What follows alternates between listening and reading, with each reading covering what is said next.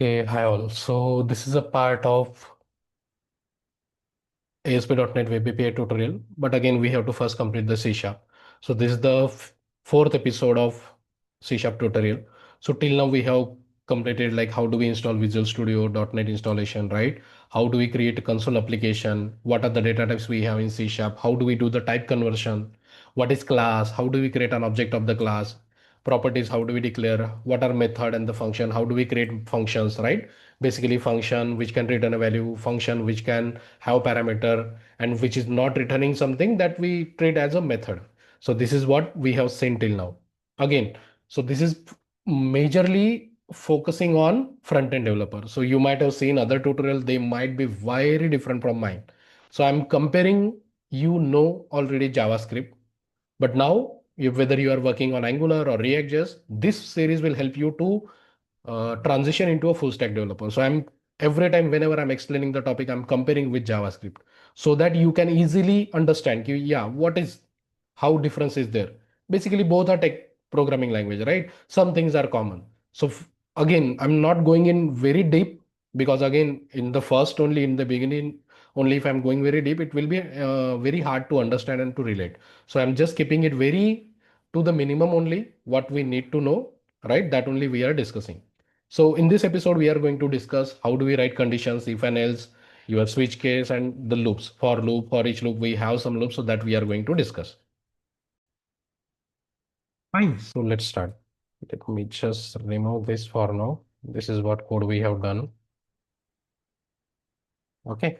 Now let's say you want to simply write what do we say? Yeah, even odd, right? We have a number and that we want to check if the number is even or odd. And we will accept the data from I mean, that number we will accept from the user. So that console.readline also I can explain. Fine. So now let's say create a variable. So int, let's say public int number. Fine. So we have created a variable. Now we need to create a method which will return the value. So what we will say, but that function will return. Okay. So we have a number. Now here we will create a function.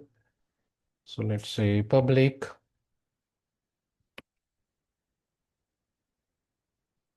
It is going to return true or false. If the number, whatever the number we are passing, it is going to be even or not, right? Like that, it should show, it will return true and false. So we need Boolean data type, check even odd. This function will need a parameter. So here we will have a parameter integer num. Fine. Even odd. So if, so again, logic is already there. So if whatever the parameter we are getting, that percent mod by 2, if it is equal to 0, so we are simply returning. So whatever you know, if and else, see, if your condition, your curly bracket, whatever the code you have to write it over here. And if the condition is satisfied, this block will execute. If the condition is not satisfied, this block will execute. So whatever you know from your JavaScript concept, it is the same as over here. No syntax changes are also over here. Again, this is also possible. Again, else is not mandatory, right? But here we said like Boolean type return. So if you are returning some from if block, from else also we should return. So that's why it is saying. But again, it is optional. Okay. It is not guaranteed. It is not required that you have to write else. So basically, whatever the behavior you have in JavaScript, it behaves as the same. Okay. Now, so we will create object of our class. So program obj is equal to new program. We created object of our class. Then now I need to read the value from the user. That command prompt user will enter, and that value I need to store into my number. So what we will do, obj, or what we do, obj. Okay. So obj dot your variable is equal to console dot read line. Okay. Now, here we are getting an error. So, just like in JavaScript HTML, when you read the text box value, by default, you get the text box value as a string, even if you enter the number. Same thing happens over here. So when you add console.writeLine, let's say in command prompt, you are writing and you put an enter. by default you get that data in a string format. So that is the error. The data type is integer, and here we get a string type of data. So it is saying like we cannot convert string into int. So now this is a string type of data. We need to convert it into integer. So we have to use type conversion. So convert dot to int32, and we have to pass the data whatever you get. So in JavaScript also you might have done the same thing. Parse int float, right? Basically the same thing. Now, before showing it, we have to print that message also. Give enter some number console dot write line. So basically, like C++, you might have, if you understand, if you recall that, basically this same thing we used to do. Enter number. Fine. Then here we will call our function. So we will call this function, but this function is returning something. So we need to catch it also. So where is even is equal to, we will call this function and we will pass this parameter over here to this function. Fine. Wait, why it is giving error now? Sorry, on the object. I'm calling it directly. Okay, on the object, we will have the access of that, all the variables and the method. So we are calling this function, and while calling, we are passing some value, whatever user will enter. And this function will return Boolean value that we will store over here, right? Now here I will add again. So if is even equal to true, if this condition gets satisfied, means whatever this function return, if it return true, this condition will satisfied. So here we will write console dot write line number is even, and else we will write console dot number is odd. Console.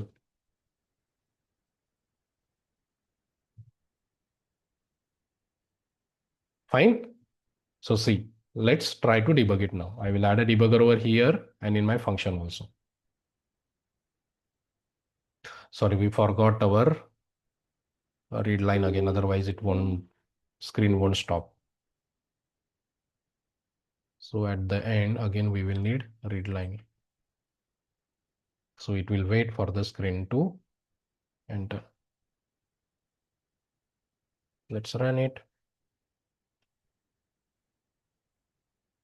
So see, one by one object we have created. Right? So it will print the message, enter a number. See, enter a number. Now it is waiting for us to enter a number. Let's say 12. Enter. So now you can see object.number, we got 12. So whatever the value you entered over there, that you are able to read it because of this. And as I said, this console.readline by default get you string value. So that's why we converted to integer again, because our data type was integer. Now we are calling this function. While calling this function, we are passing the parameter. So it will, execution will go over here. See, num we got 12. Now it is checking if number is divisible by 2 or not. We are returning true. So we got true over here. See, this function returns some value. That value we got it over here.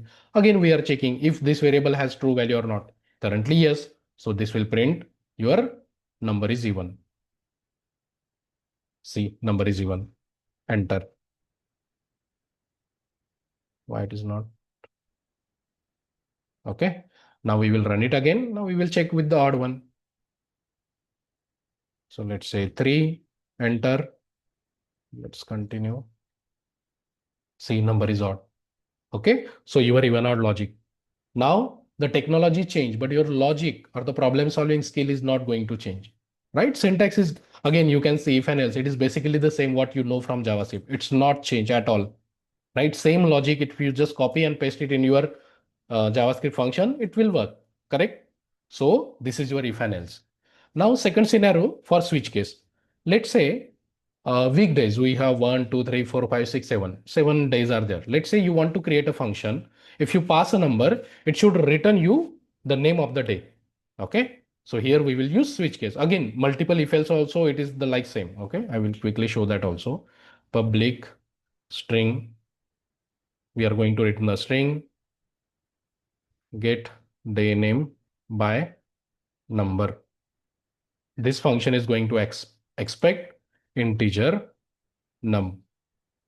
Now, here again, this is giving error because we said return type and we didn't return anything. Now, let's say I will simply show you that if else also. If num sorry, if num equal to 1, let's say we will start with 1. So what we need to return? Monday. Okay. Second if else if second condition, again num equal to 2, we will return Tuesday. Else if like that, num equal to 3, return Wednesday. And finally, I will have the else block if user enters something apart from this. So I'm not writing everything, but just else block. So if nothing, no input, no condition gets satisfied, finally it will return the your else condition, means invalid input. Okay, so this is your nested if else condition. Same thing you used to write in your JavaScript also. Here also it is basically same. Now here, after this, or let me comment it for now. Or let it be, I will just remove the debugger so it won't disturb our function. Now here, let's say the same number, whatever the number we are passing now, that that this object dot number, whatever user will enter, that I will pass.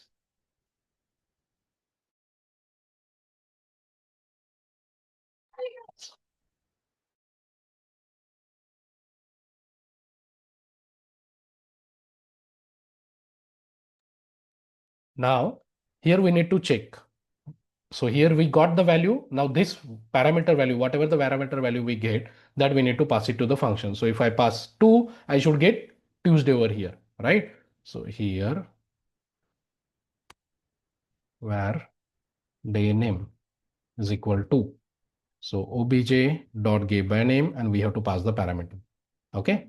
And then we will simply print it, console dot write line, day name is day name, whatever the day name we get. Okay. Let's check it now.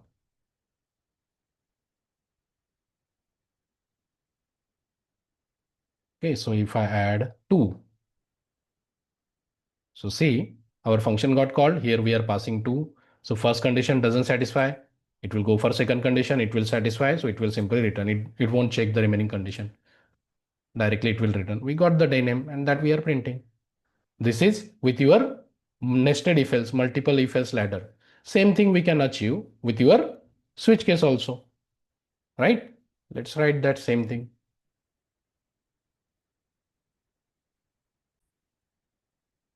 Will I remove it or what? Let it be. So your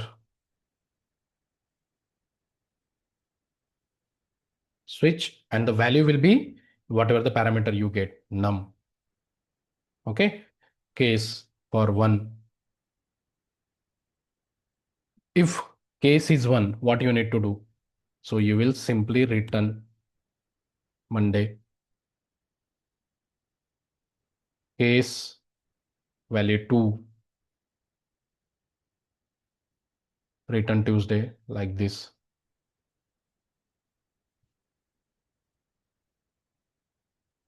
Okay, and default invalid number. So basically again we can add, but I just want to show the example.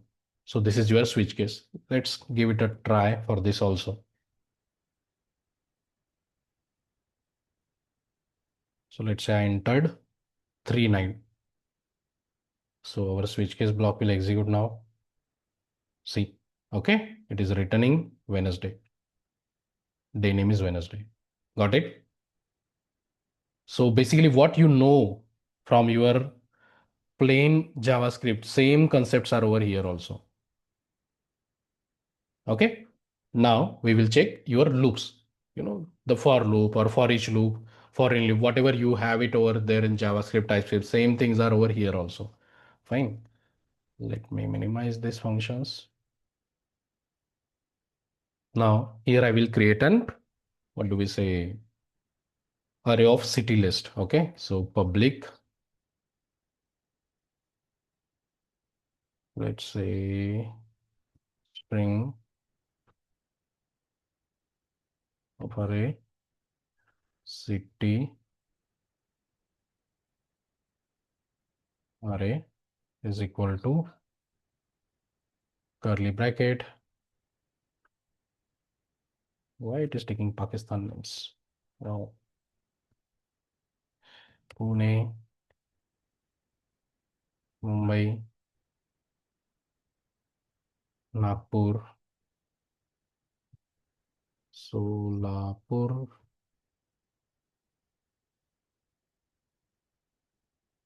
Okay, now it is showing Indian names.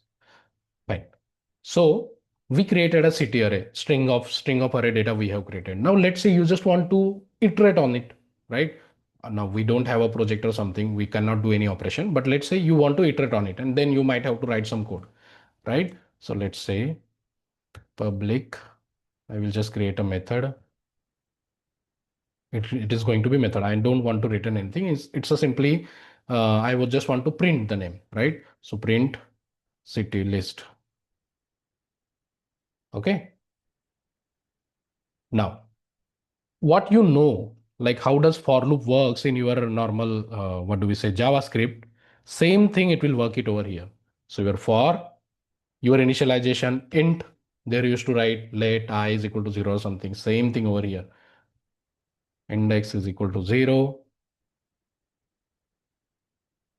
Then your condition index less than. Now you need the length, array length, right? So city array dot length and index plus plus. And inside that, you will access it by the index, city array of index. Same thing, what you do in Angular, in your JavaScript also, you access a particular element by the index. Same thing is happening over here. See, your array name, square bracket, and the index. Now this function, I will just call it over here at the first. So obj dot your function name. So see, this is a method. So I don't have to put it the output anywhere else. Directly I can call it. Let's add a debugger over here. F10, F10, it will go over here. So see, you got 7 elements present. Now it will iterate on the 7. First, initialization it is triggering, then condition, it will go inside, then increment, again condition, inside, increment, condition, again inside, like this. If I show you the console, see, one by one cities it is printing. See, all the cities it has printed, whatever you had in array. It's basically same what you know. Okay. Now for each loop, there also we have for each loop. Here also we have for each loop. So for each, see. Okay. Let me just comment it. So here you don't have to access by the indexes. You can directly get the element. Same thing we have it in JavaScript also with the for each, right? Nothing changes. Let me run it again.